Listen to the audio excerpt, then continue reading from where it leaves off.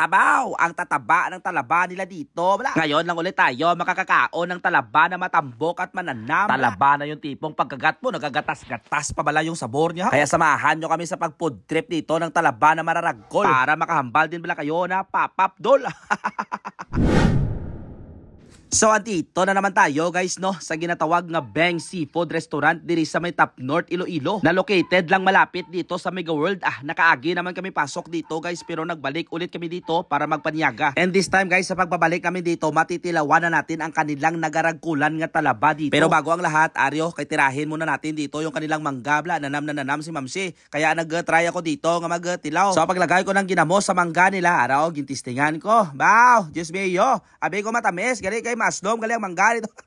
Bakit biglang naging pantat yung itsura ko haw? Siyempre nagsitatinga na dito magiging pang order namin nga idadapliin namin sa aming panyaga. Kag samtang nag-serve dito yung tropa ko ba gagirit-girit gid siya nagagwaon to niya. Anyways ang concept ng kanilang restaurant dito guys no may naka-display da sila nga mga isda nga preska. Pipili kada ng mga isda na gusto mo kun mga seafood tapos ipaparaha mo sa kanila. Patulad na lang nito na isda nga liso na pinasabawan namin dito para may pakaldo bala tayo. And since sasabi ko na nga kanina no na last time nga nagkain kami dito guys hindi namin na-try ang ginapadayaw nila nga ragkulan nga talaba. Kaya this time guys hindi talaga pwede na hindi namin matilawan ang kanilang mga talaba dito guys no. Ara na. Pero bago ang tanan testingan namin natin yung sinabawan ng isda nila dito. Higupin natin be.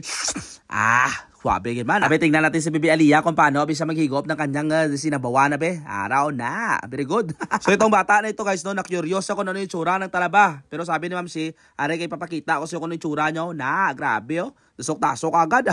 Feel na feel talaga ni Ma'am si ang pagkain niya ng talaba dito. Kaya sabi ko, are tistingan ko bala nga butangan ng langgaw bla tapos kutsarain bla muna natin. No? Grabe talaga guys no, ang dadako talaga ng mga talaba nila dito. Diyos mío. Tapos samtang naganguya-nguya ka dito guys, grabe gagatas-gatas siya mo. Oh, tingnan nyo bla, grabe. Magluwas na preska guys, napakananam talaga at napakaragkol giman talaga guys ng talaba nila dito. Oh, tingnan nyo bla isa ito na pabukas ni Ma'am si.